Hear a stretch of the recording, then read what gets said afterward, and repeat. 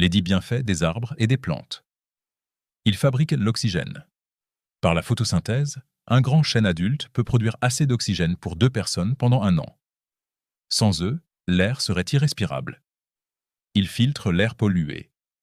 Les feuilles piègent les particules fines, PM 2,5 et PM 10, celles qui posent problème à Paris lors des pics de pollution, et les arbres absorbent des gaz comme le NO2 et l'ozone. Le platane, très présent dans la ville, est particulièrement efficace. Il stocke le carbone. Un arbre ne fait pas que capter le CO2, il le met en bois, en racines, en sol pendant des décennies. Une haie ou même des plantes vivaces dans un jardin font la même chose à leur échelle. Ils rafraîchissent la ville. Par l'ombre et l'évapotranspiration, un alignement d'arbres peut baisser la température de rue de 2 à 8 degrés Celsius en été. C'est l'antidote naturel aux îlots de chaleur. Ils gèrent l'eau de pluie. Les racines rendent le sol perméable, limitent le ruissellement et réduisent les inondations d'orage.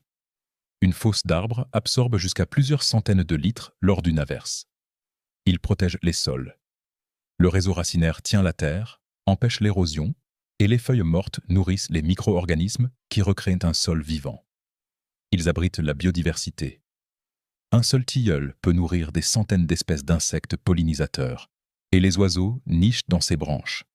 Même un balcon fleuri devient une halte pour abeilles et papillons. Ils atténuent le bruit. Une bande végétale dense agit comme un écran acoustique, elle diffuse et absorbe les ondes sonores des boulevards. Ce n'est pas magique, mais la différence est perceptible. Ils améliorent la santé mentale.